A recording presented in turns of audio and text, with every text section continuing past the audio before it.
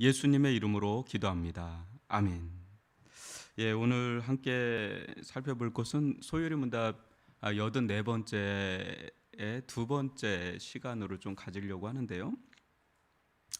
예, 모든 죄가 받아야 하는 형벌이 무엇입니까? 이 죄론인데 죄에 대한 형벌론입니다. 그죠? 성경을 보면 죄에 대한 분명한 형벌이 있죠. 그에 대한 답변이 이렇습니다. 모든 죄는 이 세상과 오는 세상에서 하나님의 진노와 저주를 받습니다. 한번 저를 봐주시면요.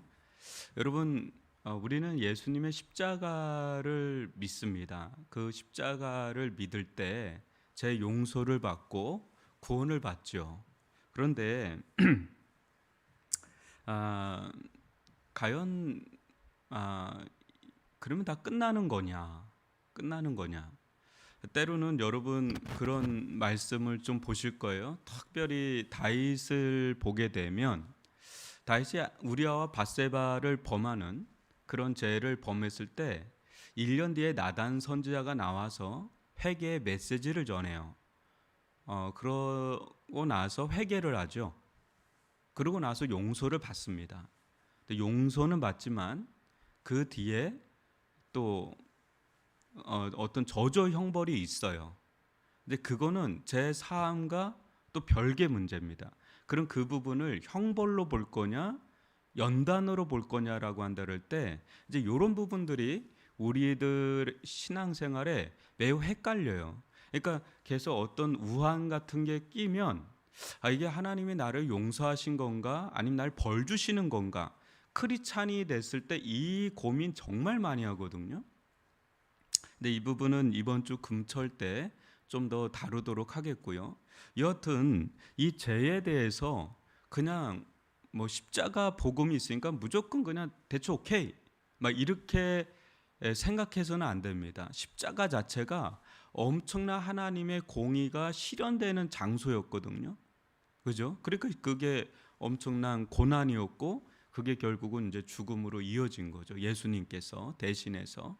그러니까 하나님은 죄에 대해서 절대 그냥 넘어가시는 분은 아니다. 철저하게 그 부분을 다루시면 다루시지 그냥 넘어가시는 분이 아니시다. 그래서 이 죄에 대해서는 이 세상과 오는 세상에서 진노와 저주가 있어요. 여러분 우리는 그런 생각하죠. 이 푸틴 뭐 이런 사람 또 이렇게 너무 독재자 같은 사람들 있잖아요. 아우 저 인간 안 죽나? 저 천벌 받아야지. 뭐 이런 사람들 있지 않습니까? 그런데 하박국 선지자의 고민이 그거잖아요. 아니 어떻게 악인이 이렇게 득세하고 의인은 이렇게 고난을 받습니까? 그러니까 그 핵심 주제가 오직 의인은 믿음으로 말미암아 살리라라는 그 엄청난 말씀을 위로의 말씀을 주시죠. 근데 여하튼 이 악인에 대해서 하나님 언제까지 저들을 저렇게 행포를 행하는데 가만히 내버려 두십니까가 그냥 성경 전체 많이 흘러요. 그런 부분들이. 근데 하나님은 그 부분에 대해서 절대 간과하시는 분은 아니다라는 거예요.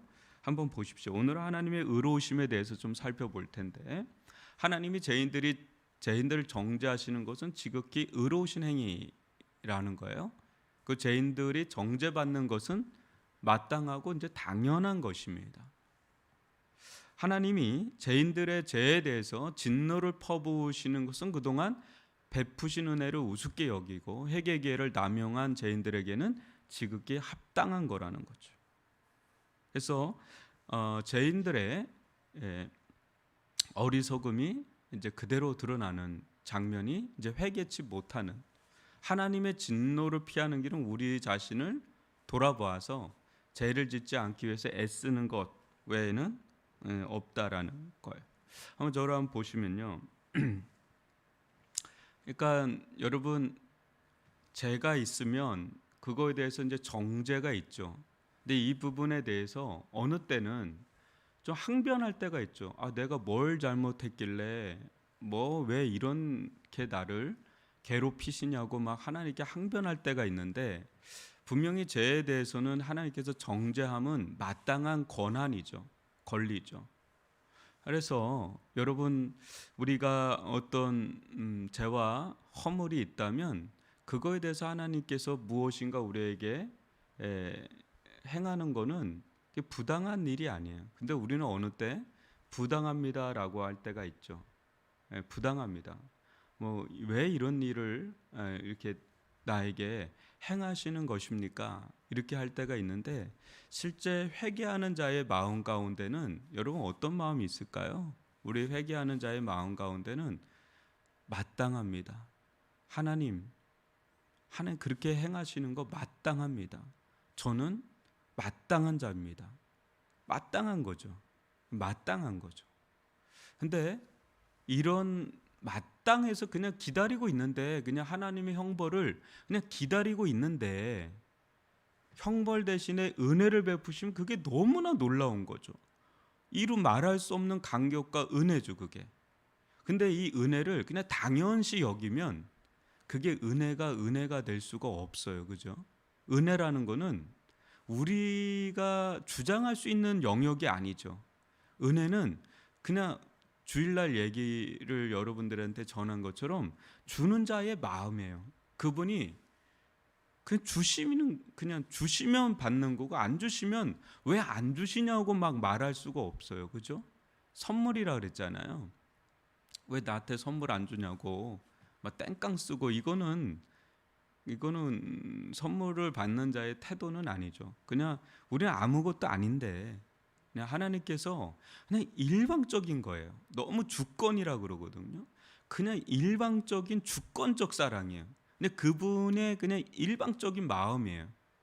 그분의 호의를 따라서 그냥 일방적으로 나를 사랑한 거지, 내가 뭔가 돼서 나를 사랑하시고 나를 선택하시고 나를 구원하시고 그게 마땅한 게 아니에요. 그냥 마땅하다면 실제 우리 모두, 저와 또 우리 신자들, 성도라 그러죠. 신도. 우리 교회 다니는 사람들이나 세상에 있는 사람들이나 별반 다를 바가 없어요, 여러분. 우리는 어느 순간에 특권의식이 생기잖아요.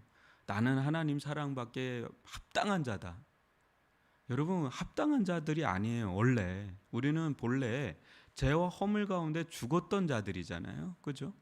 저도 그렇고 여러분도 그렇고, 뭐 태어날 때부터 모태 신앙으로 태어나서 나는 사랑받기에 합당한 그런 자로 태어난 게 아니에요. 그죠? 우리는 그냥 죄 가운데, 허물 가운데, 사망 가운데 그냥 태어난 자들이죠. 그래서 어릴 적부터 우리가 행한 것이 있다면 그 죄지요. 뭐 우리 가운데 선함이 어디 있겠어요. 그죠? 우리 가운데 하나님께서 만족할 만한, 받으심직할 만한 선함이 어디 있겠어요. 그죠? 그러니까 마땅한 거예요. 하나님의 진노와 저주와 형벌을 받기에 마땅한 자들이 바로 우리들이었죠. 근데 이 부분에 대해서 항변할 게 없어요. 그냥 그렇습니다. 그렇습니다. 저는 하나님의 진노와 저주를 받기에 합당한 자입니다. 그리고 그것은 정당합니다. 그리고 그것은 정의롭습니다. 그리고 그것은 의롭습니다. 하나님께서 그렇게 행하신 건 맞습니다. 마땅합니다. 그렇습니다. 예, 그렇게 하는 게 요한계시록에 보면 그렇게 고백을 하잖아요. 요한계시록에 보면 수많은 성도들이 지옥에 수많은 사람들에게 하나님께서 형벌을 가할 때 기뻐하잖아요. 하나님의 공의가 실현되는 것을 보면서 마땅합니다, 마땅합니다, 마땅합니다 하면서 찬양을 하잖아요. 우리가 보면 이거 너무 심한 거 아니야? 저 지옥 불구덩이에서 죽어가는 사람들에 대해서 자비함이 없어, 긍휼함이 없어, 이렇게 생각할 수도 있지만 그것은 하나님의 성품의 한쪽만 보는 거예요. 하나님은 분명 사랑이 풍성하셔서 자기 아들을 내어주기까지 사랑의 하나님이시지만 그 사랑하는 아들마저도 아끼지 않고 모든 진노를 퍼부으시는 의로우신 하나님이라는 걸 절대 간과해서는 안 되죠. 완전 거룩하신 분이십니다. 완전 의로우신 분이십니다. 그러니까 천국에서는 사랑을 찬양하고 지옥을 바라보면서는 하나님의 의로우심을 찬양하는, 그래서 모든 영광은 하나님만이 영광을 받으소서가 바로 성경에 전체 흐르고 있는 대주제라고 본다면 하나님의 의로우심 있죠. 죄에 대해서 하나님은 반드시 이 땅 가운데서 또 오는 세상에서 하나님은 형벌을 가하심이 마땅합니다. 마땅합니다. 그러니까 우리의 작은 죄도 하나님이 징계하시고 징벌하시고 그거에 대해서 다루시는 것은 마땅합니다. 여러분, 그럴 때 실은 살 길이 열려요. 오히려 아닙니다. 왜 나한테 이러시는 겁니까? 막 밀어내면 그게 나를 살릴 것 같은데 실은 그게 살리는 길이 아니게 돼요. 오히려 진짜 우리가 하나님을 만나고 또 하나님을 알고 하나님 앞에 내 자신을 발견할 때 대부분의 사람들이 나타나는 공통된 고백은 저는 하나님께서 심판하기에 합당한 자입니다. 마땅한 자입니다. 저를 다루소서. 전 죽어도 마땅한 자입니다. 저는 그런 자입니다. 주여, 저를 그러나 불쌍히만 여겨 주십시오. 그저 긍휼히만 여겨 주십시오. 그 길만이 제가 유일하게 살 길이오니 저를 불쌍히 여겨 주시고 만약 그러하지 않다면 저를 형벌해도 저는 아무 할 말이 없는 죄인으로소이다.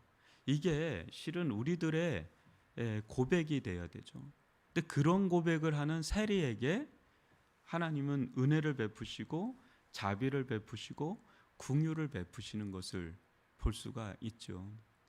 여러분, 왕 앞에 어떤 누가 감히 얼굴을 빳빳이 들고 당신 뭔데 나한테 이렇게 하는 거냐고 그렇게 할 자는 아무도 없죠. 그저 그 앞에 부복된 마음으로 저를 불쌍히 여겨달라고, 제가 그렇게 한 건 마땅하지만 또 그렇게 그거에 대해서 행하시는 건 마땅하지만 그래도 저를 불쌍히 여겨주십시오. 당신은 그런 권한이 있는 자입니다. 동시에 그 자비에 이제 호소를 하는 거죠. 이제 이것이 이제 우리가 하나님의 의로우심을 보고 죄에 대해서 절대 간과하지 않는 그 하나님의 어미로운 성품 앞에 우리가 늘 서야 되는 일관된 자세여야 되죠. 여러분, 지금 우크라이나 러시아 사태가 있지만 우리가 당장에는 이런 부분들이 안 드러나요. 저는 요즘에 많이 묵상하는 것 중에 하나가 시편을 쭉 읽어가는데 정말 시편 기자가 가장 많이 기도하는 게 뭐냐면 하나님의 세상 통치예요. 하나님이여 세상을 통치하소서, 다루소서, 다스리소서. 근데 하나님은 나라와 민족과 열방을 통치하시고 다스리시에요. 그러니까 지금 바이든 지금 한참 외교 라인이 펼쳐지잖아요. 그리고 시진핑, 푸틴, 김정은 지금 세계 질서가 어떻게 되는지 이 사람들이 쥐락펴락하는 것 같고 그거에 따라서 우리도 주가가 올랐다 내렸다, 세상에 무슨 공약이 발표가 되고 정책이 발표되면 술렁술렁거리고 또 6일 또 지방선거 있으면 거기서 술렁술렁거리고 연일 뉴스 나오고 그러면 그거에 따라서 이 세상이 쥐락펴락 움직이는 것 같잖아요. 근데 성경을 천천히 읽어 나가다 보면 이 세상의 통치자가 하나님임을 계속해서 선포하고 있어요. 계속해서 선포하고 있단 말이죠. 왕의 자녀들은 하나님의 통치를 구하는 자녀들이에요. 하나님, 물론 교회를 위해서도 기도하고 개인을 위해서도 기도하고 또 가정을 위해서도 기도해야 되지만 여러분, 왕의 자녀들, 우리는 왕의 자녀들이잖아요. 하나님은 만주의 주요 만왕의 왕이에요. 온 세상에 영원하신 왕이에요. 4년 임기제가 아니에요. 영원하신 왕이세요. 10년, 20년 장기직 요 정도 가지고 장기 집권할 말을 할 수가 없어요. 영원한 장기 집권하시는 그 만왕의 왕 되신 그 하나님 앞에 바벨론 어마어마한 나라인데 지금 있나요? 로마 대제국 있나요? 지금 이탈리아 조그만한 장화처럼 생긴 거. 몽골 제국이 예전에 얼마나 컸던지 아십니까? 지금 몽골 내몽고 외몽고 그렇습니다. 여러분, 페르시아 역사를 움직여 가시는 분은 결국은 하나님이세요. 하나님이시란 말이죠. 그 하나님의 정의로우심과 의로우심이 나타나게 하여 주옵소서. 저 부당한 저 나라의 하나님, 저 부당한 저 악인에게 하나님 의로우심을 행하소서, 정의로움을 행하소서. 우리가 그거 기도할 수 있거든요. 뭐 이렇게 정치의 깃발을 꽂고 그렇게 여러분 하기 이전에 여러분 우리는 하나님께 하나님의 통치에 대해서, 다스림에 대해서 기도해야 되는 거죠. 하나님의 어미로우심이 나타나게 하여 주옵소서. 두려움이 사라져 있는 이 시대 가운데 하나님의 두려움이 임하게 하여 주옵소서. 그러면서 하나님의 공의와 정의의 실현을 위해서 기도할 필요가 있는 것이죠. 여러분, 오늘 이 말씀을 가지고 우리 좀 기도하기로